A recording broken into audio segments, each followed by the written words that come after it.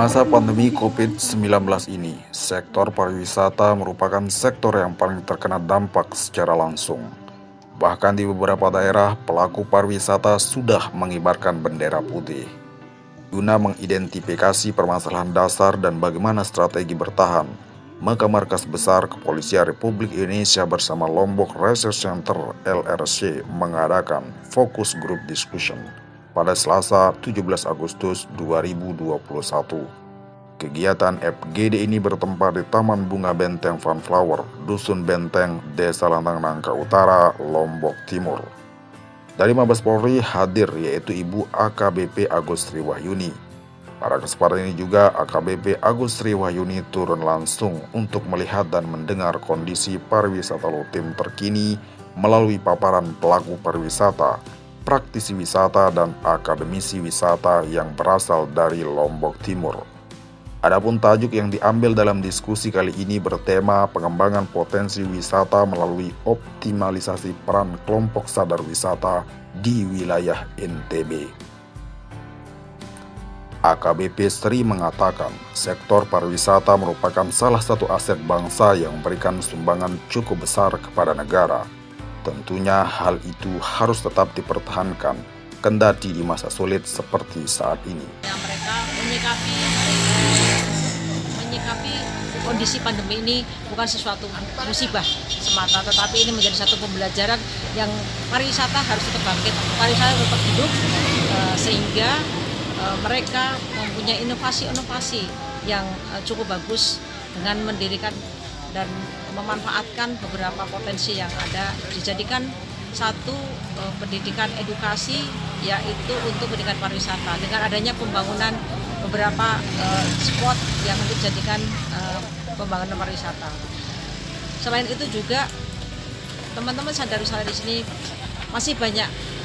Hal ini juga sebagai ikhtiar bersama untuk membangun wisata di NTB.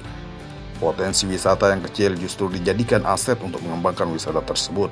Karena kalau tidak mempunyai inovasi, percuma juga. Seperti contoh, banyak orang-orang yang datang ke suatu tempat itu hanya untuk berselfie. Maka itu juga perlu menjadi contoh ke depannya bagaimana cara menggait wisatawan dengan pengelolaan destinasi wisata yang matang, jelasnya. Dia berharap agar masyarakat NTB, khususnya yang ada di Lotim, bisa mengembangkan potensi wisata yang dimilikinya sekecil apapun.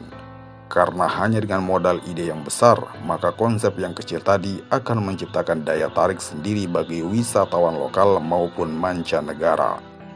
Mendengar hal itu, peneliti dari LRC Maharani menuturkan, kondisi Lotim berdasarkan kajiannya selama ini belum terlalu peduli terhadap pembangunan di bidang pariwisata. Hal itu dapat dilihat dari kebijakan anggaran di Lombok Timur yang masih sangat kurang. Sebagai contoh, jumlah PDRB Lotim pada sektor pariwisata 1,6%. Seharusnya pemerintah daerah atau Pemda menggelontorkan anggaran 40 miliar untuk mengembangkan potensi wisata yang ada di Lotim.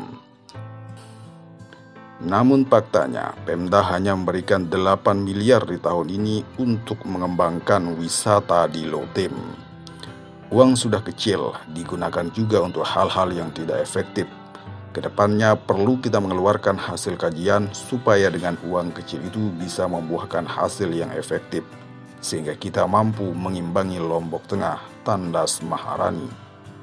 Seperti yang diketahui, Lombok Tengah saat ini menjadi destinasi skala prioritas yang dibangun oleh pemerintah pusat karena adanya kawasan ekonomi khusus atau KIK Mandalika.